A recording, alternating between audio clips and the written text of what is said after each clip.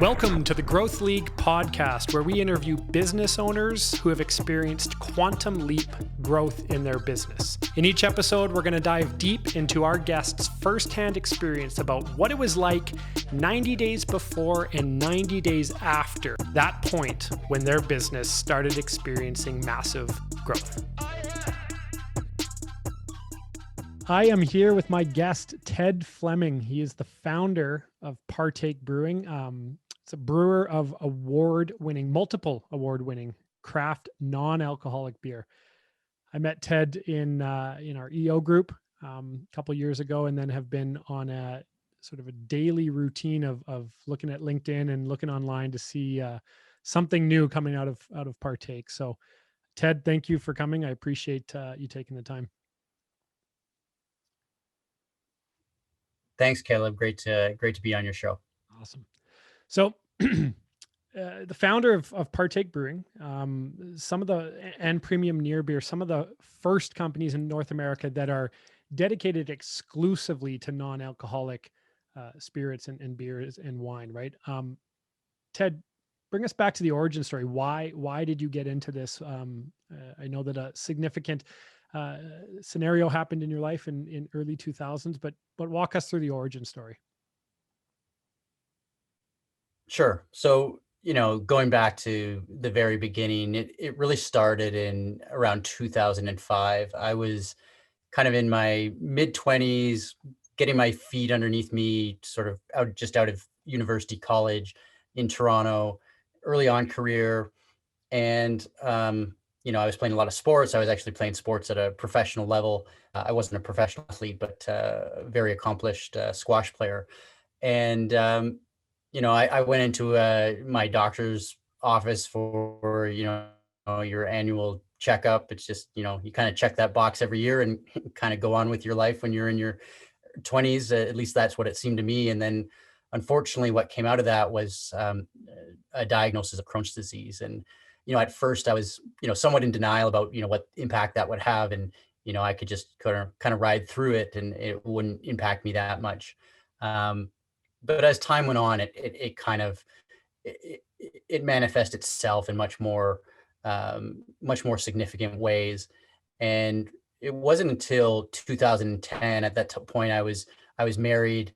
My wife and I had just had our first daughter, and we were on vacation in the Mediterranean, visiting some relatives of my wife's. And unfortunately for me, what was going to be this amazing vacation turned south quite quickly. I ended up in the hospital after having some serious pain in my gut, and ended up really spending that entire vacation in the hospital. I had this great view of the ocean and and the sea, but you're in a shared room with some other people who are in some pretty rough shape, and I wasn't in the best of shape either.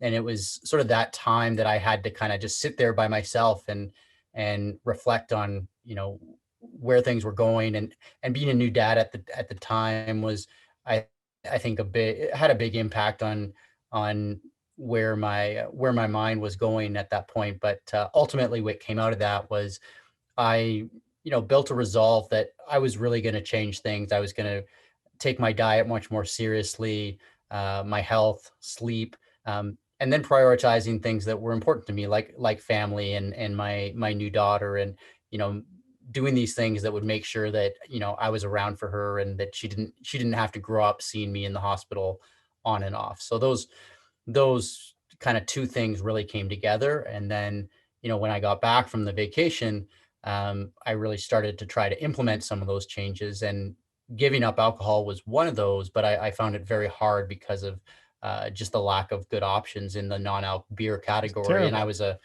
beer lover, just starting to get into craft, and really struggled with that aspect of what I was trying to change. So can you give us just a quick, for those that don't know, what's all involved in Crohn's disease? Obviously diet is a big part of it, and things that you need to eliminate, but give us a sense of what it's all about.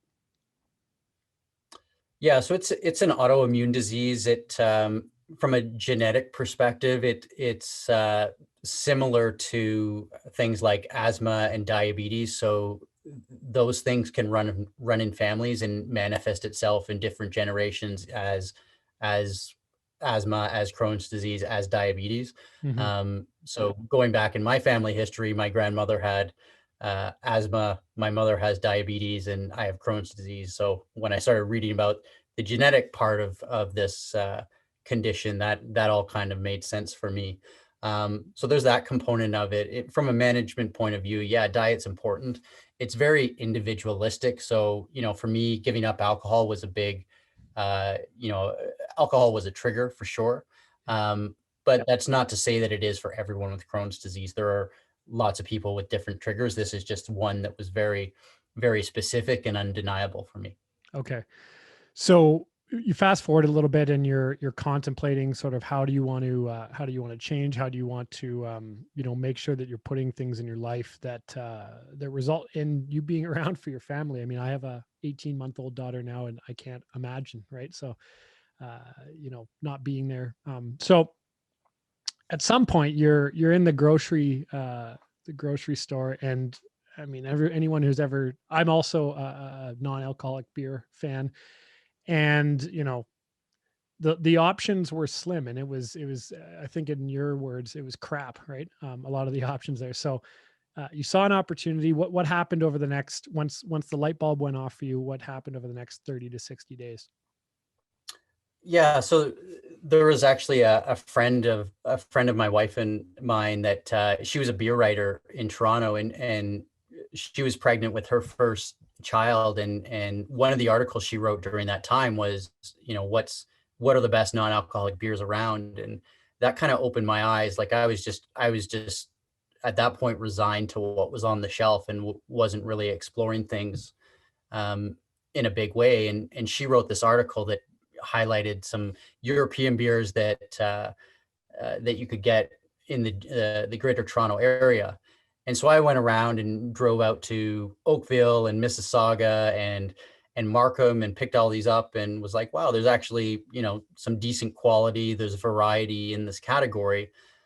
But after like the second time driving around Toronto, I said, okay, this is not a sustainable way to do thing. Anyone that knows about Toronto traffic can visualize what I'm talking about. But um, I knew it wasn't going to be a long-term solution because it wasn't easy. And so I said, okay, there's got to be someone online at least making these available so I could get it delivered to my house and not have to go through the mind numbing pain of driving through Yeah. Toronto to pick up one specific product. So I started looking around for somebody selling online. Nothing on Amazon, nothing, no direct websites, no the grocery stores weren't doing it. And grocery e-commerce in 2013 and 2012 is not what it is today. So I looked at that and said, okay, here's an opportunity. I'll consolidate it, create a little website, and we'll see what happens. And that got a lot of early response, and a lot of the early customers were people like me who had health or medical conditions, Mhm. had given up alcohol, but still wanted to socialize, still wanted to enjoy the taste of beer. And I was making that easy for them. So what turned out, started as, okay, I'm solving a problem, which was, just accessibility to some of these harder to find products. Um, that shifted in my mind as I started getting feedback from customers to, okay, I'm really actually helping these people, live a more normal life. And it's something as simple as just a beer. But it had a lot of impact on people, and it made them feel normal when, Yeah. there was this other shit going on in their lives, which was making it difficult. And the last thing you want to do is, have that cascade into, okay, I can't even have, barbecue and beers with my friends anymore Right.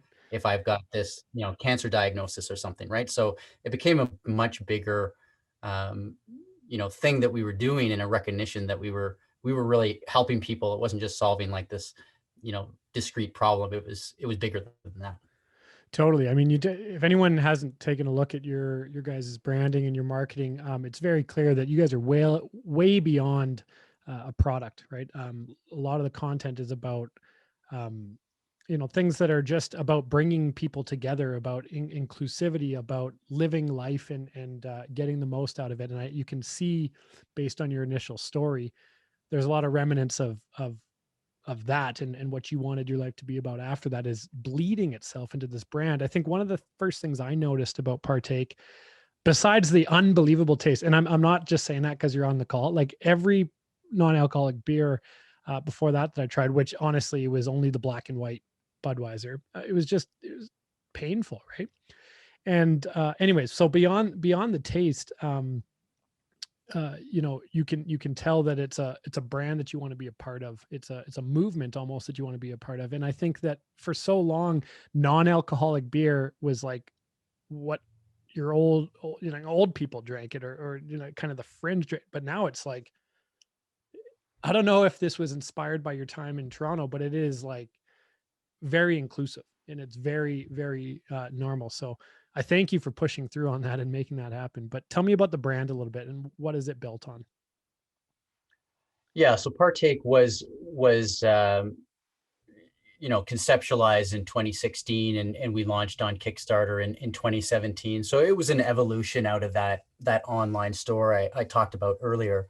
And it was 3 years into the online store where we were running up against some business pressures, just shipping product, being a retailer, um, and essentially not having the big beer companies willing to work with us to expand our business. So we Right. we were coming up against some challenges to expand that. And at the same time, we had our customer base was growing exponentially. We had 5,000 customers who were subscribed to our email list at that point. Really passionate group of people that, and I think that comes from the fact that it was more than just solving this problem. It was a real empathy towards their problem that they saw through my story and solving it, and a connection there. So those customers started to be very communicative with us and say, hey, can you get this, can you get that? And one of those big things that I kept hearing over and over was, can you get craft non-alcoholic beer? And I went out and talked to a bunch of craft brewers at the time. And, we were still pretty early on in this movement. And, I don't want to paint them all with the same brush, but, a few laughed me out of their tap rooms, basically. Um, so, that's, I'm a pretty competitive guy. So Yeah, I like proving people wrong. So that's awesome. when they did that, I was like, all right, well, we'll show you. And, Partake was born out of, a few of those closed doors, and also the support and passion of our customer base. So yeah, launched in 2017 on Kickstarter. That community that we built through the online store was instrumental in having a very successful Kickstarter campaign. We reached our $10,000 goal in the first 3 hours.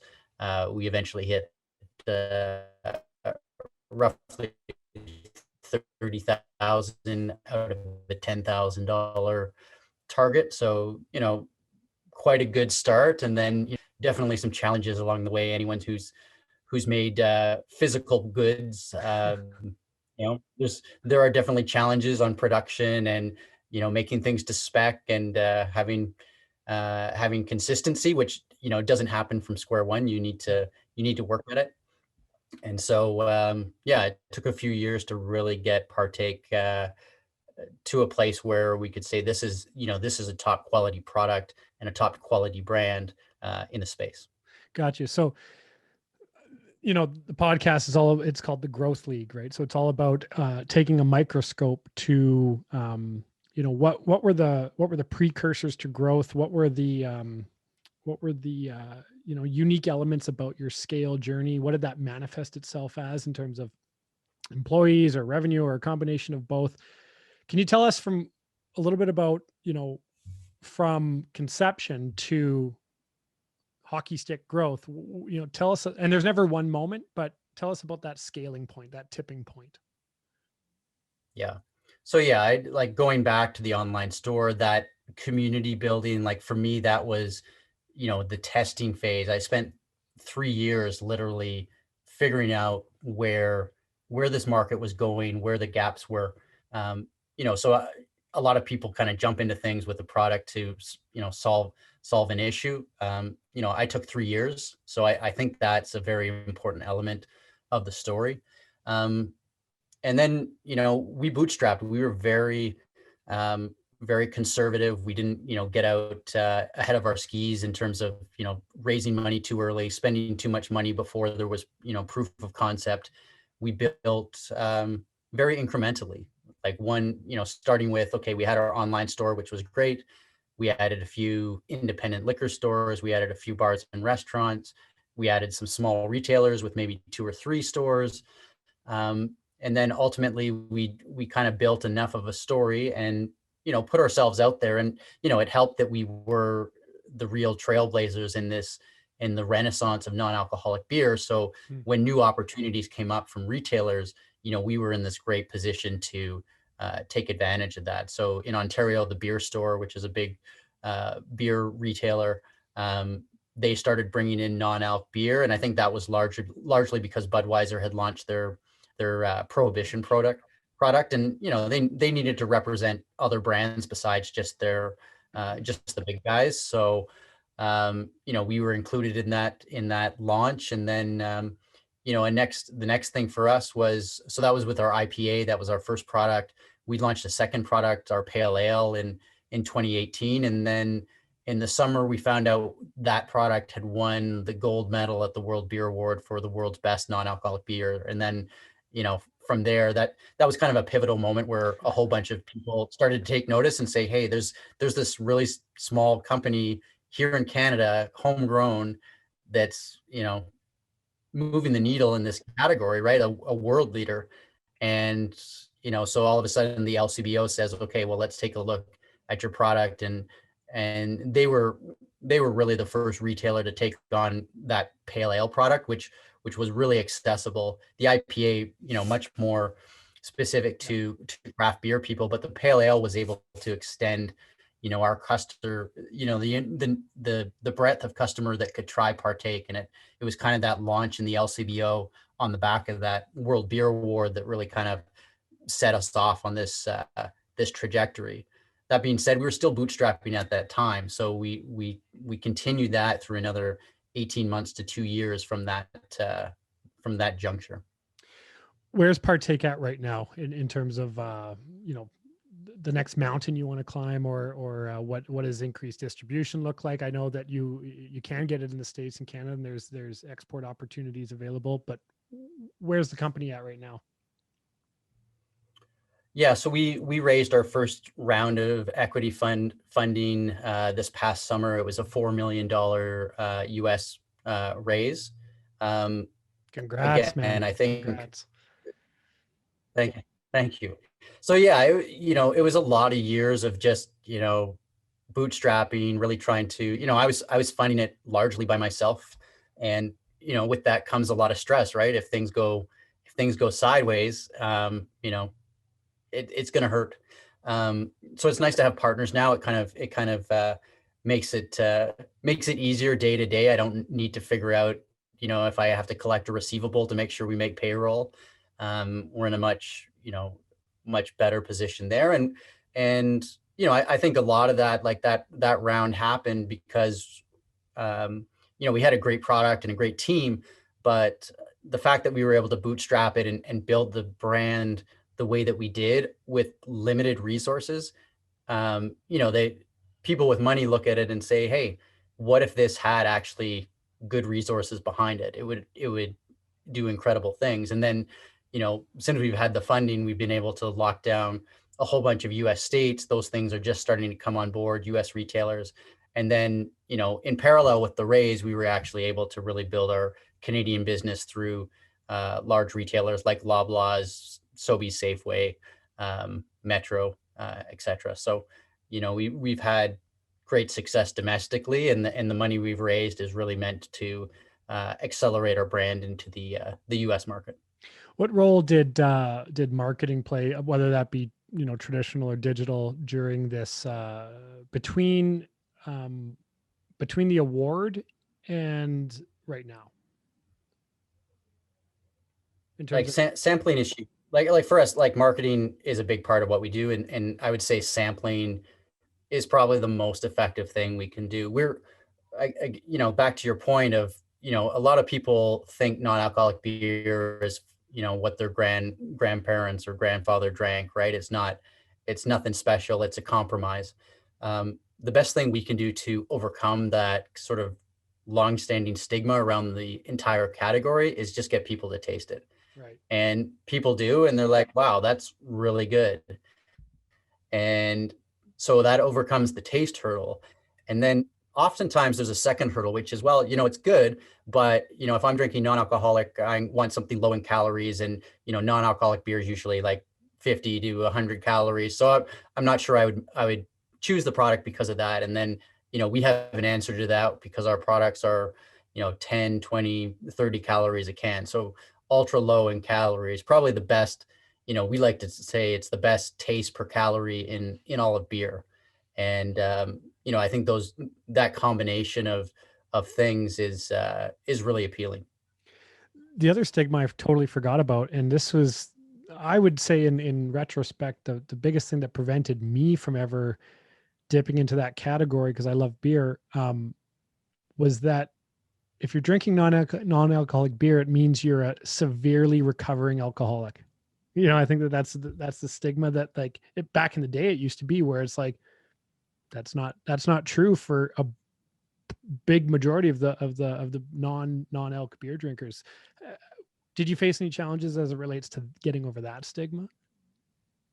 Yeah, we totally heard early on, this must be for recovering alcoholics. Like I think, I'm not sure where that came from, but that was a very common response that we would get when we were sampling.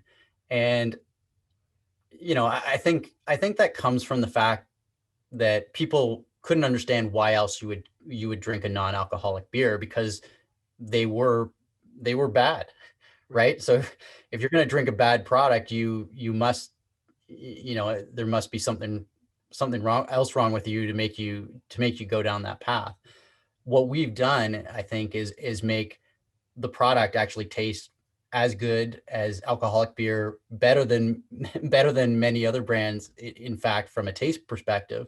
So, we've kind of opened up that window to say, hey, look, if you love the taste of beer, you like the refreshment of beer, but there's definitely times when people aren't drinking alcohol because of various reasons.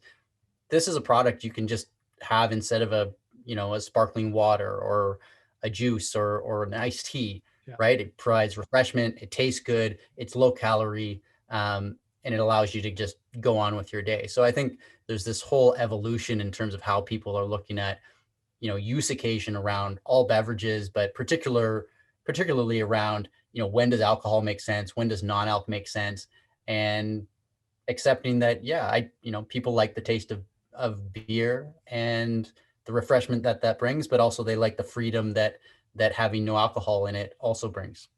Yeah. So over your time building the brand, building the company, obviously you're a member of EO and probably sought some counsel along the way. What would you say the fundamental pillars of growth are, in terms of, if you don't have these, you're not going to grow, either as a beer brand or as a company just in general? What have you leaned on for growth? Yeah, I think for us,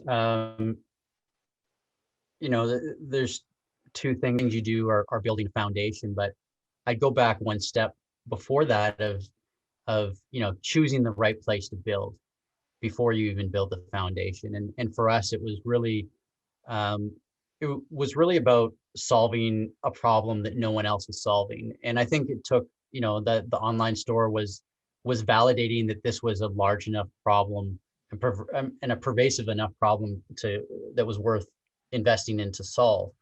But it's been easier for us because we were first to market and we were right. Now those are hard things to get. It's not, you can't just decide. It just kind of, for us, somewhat fate. Um, but I look back and I say, okay, well, we had a few years of runway kind of figure things out before we had a lot of competition on our back. We have a lot of competition now, but we're ahead. And so we're in a nice place to be, right? We have to be displaced, not play catch up. Right. And so, looking back, I think finding finding the fertile ground to build on in the first place is important, and that's not easy. That's probably the hardest part. The second part is, and this again was a luxury that we had because we chose the right location to build, was having time to make those incremental foundational steps and really build a strong um, base to the business before we were able to really accelerate. So we had a few years where we figured out a lot of things in a low risk environment. And once we got to the big show, so to speak, we'd learned those lessons. And so people that are trying to jump into the space now and trying to compete with us, they're learning the lessons we learned 3 years ago. Mm. And so we're able to take, I think, bigger strides because we had the opportunity to learn from mistakes and the opportunity to make those mistakes in an environment that it wasn't existential. Right. Nobody was paying attention yet, right? So you could be a little bit more calculated in it. What in terms of building a beer brand like this, what are the biggest challenges you hear everybody, whether it's you're starting a brewery or you're starting a beer brand or an alcoholic brand, what thoughts do you have in terms of how difficult is that to do? I'd imagine it's quite complex. I mean, it's an extremely saturated market and becoming more so in the non-alc space as well, as you mentioned. Yeah, so if you're in the alcoholic beer space, it's very hard right now, right? There's so many brands out there. There's so many angles that people are putting towards their beer. Is there fertile ground out there? Probably, but it's harder to find, and it's very narrow. I think our category was ignored for many years because people thought it was just too small to pay attention to. Guys like us who have proved you can make great tasting non-alc product have really expanded that category. So now it is something that a lot of other beer companies are paying attention to. So yeah, there's a lot that goes into it. Generally there's like you can build your own brewery, and I think you're still seeing success with new breweries that have a strong local appeal. If you're a brew pub and you service a small geographic area and you can be a great place to congregate, obviously now is a very tough time for those breweries, but I think that's the value that they add, right? Is and even though it's very tough right now, this period kind of shows that value, right? Like we want to get together, we want to place to hang out with our buddies that we can that we can socialize at, and it's friendly and has great product and great atmosphere. And a lot of local breweries and brew pubs with their tap rooms, that's what they provide. If you want to get big regional or national in scale, that's very difficult, right? Yeah. It's hard to find an avenue to get there, I would think, at this point, because it's a very saturated market, and often those breweries start off with that local vibe, that local message, that local support, but it's really hard to scale that beyond a city. Makes sense. What's Ted's day-to-day? Like what's your role now in Partake? Yeah, what's my day-to-day? Good question. I think, you talked about EO, and I went through that, the EO accelerator program over the prior 18 months. And, I'm grateful for that because it was an important experience for me, just in terms of the way I look at my business, organizing it, making the evolution from, the chief doer to, the guy that thinks about the business, plans the business, puts the pieces in place, but doesn't do, the day-to-day work. And so that was an important step in that evolution. And I think that's just a continuous process. I'll I'll never have mastered it, but if I make steps every week and every month towards that, that's what I'm looking for. Um, I've got a coach and a mentor now, which is very, I think, important to me. So, generally speaking, trying to work on the high level planning of the business, the marketing strategy, making sure we're correctly resourced, Mm. the allocation of those resources are going to the right space, but the actual execution, I'm lucky to say that I have a great team that takes care of that. So, um, yeah, my day to day looks a bit more like someone who checks some boxes, Yeah. goes through some checklists, reads some books, does some business development on future fundraising, future partners, managing relations with some big suppliers and big customers. But generally, the day to day, my team takes care of, and with that comes some team building and Mm. focus on culture and building up the people within the team. We have generally a pretty young team, so um, and that to be honest is complemented by some people with some great experience and great leadership qualities. So we're still a very small team relative to our sales, but I think we're very nimble and very capable, even so That's awesome. it's good. I still know the names of everyone on my team. I was just going to say that. I was going to ask you that. It's nice to be in a when you said a small team in comparison to revenue. That's a good position to be in. So good job on that. If you could go back, sort of 6 months to a year before Partake even became a thing, um, and you had 2 minutes to talk to younger Ted, what would you share with them? And you only have 2 minutes, and maybe it's a component of, hey, watch out for this, or hey, double down on this. What are you telling that guy? Yeah, it's hard to second guess myself. Things have worked out pretty well. Um, I think I would say, show up every day. Put in the work one day after the other, um, and build upon what you did.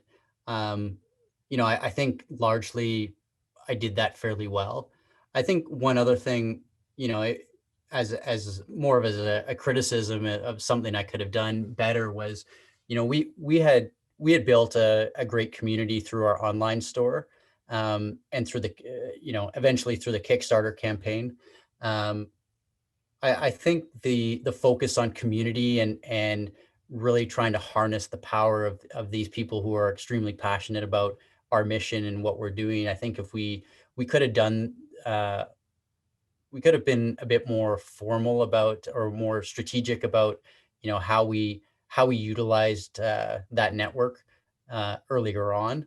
We're definitely paying more attention to it now and really trying to you know lift up all these people that have been so supportive of us and you know allow them to help with the mission. um, and I think in hindsight that was probably something it took us longer than I would have liked to have engaged in. Hindsight's 2020, but I think you're never at the place you are unless you went through the things in the exact order that you went through them in. So, and I know you understand that. So this is the last question I always end off with. But great companies typically have great leaders involved, and not always, but most of the time, great leaders have great routines. Are you a man of routine? And if so, what goes into yours? Yeah, so I'll show you guys something here. I've got this nice new tablet that my EA got me, Nice. and what's special about this tablet is it has like no functionality at all. The only thing it does is you can write on it and Right. it saves your notes, and Mm. and it has no distractions, which which is why I like it for its simplicity. Um, I was also accused of having like a little notebook for like my for just daily conversations. So this this really saves paper and helps me organize. But one of the things I do with this is I every day I write out this is my daily checklist, and for me it's take my medication, drink 5 glasses of water, stretch, do a workout, spend time with the kids, read a book for half an hour. Right now it's play piano for half an hour as well. But, you know, it allows me every day this little checklist of, you know, and I don't check off every box every day, but I say to myself, look, if I check off, you know, 80% of those every day, I'm making progress. So, you know, that's my one little thing that I do every day is write out my checklist, make sure I do these small things. I sprained my ankle recently. I've got like ankle exercises 3 times a day. So these are things that are like small things that would inevitably fall off my radar and just not get done if I didn't have this daily checklist that I physically hand write every day. That is a great idea. I try to do that with an iPad. I try to do that with an iPad, but like you said, there's way too much going on, too many distractions. So I might take a page out of your book on that one. Well, that is it. And I appreciate it, man. It's so, like I said before, it's so cool to see. I remember chatting with you when it was like brand new. I think it was definitely before the raise. I mean, way before the raise. And it was probably around, when was the Kickstarter again?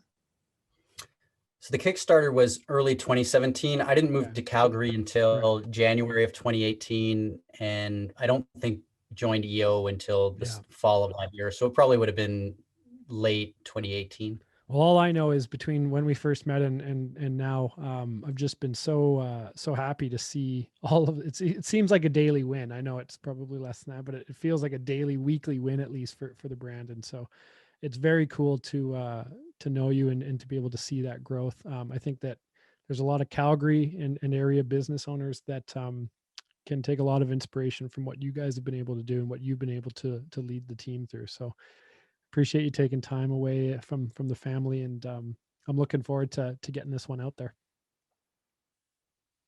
You bet. It was great to connect, Caleb. And yeah, you know, for any aspiring entrepreneurs out there, you know, I always try to give back. There's so many guys that that helped me during my journey when, you know, Partake was just, you know, much closer to an idea than an actual brand, and, you know, willing to give me time. So I try to give back as much as possible. So if there's anyone out there that needs a set of ears to listen or to give feedback, look me up on LinkedIn, and I try to do as much as I can to give back in that way.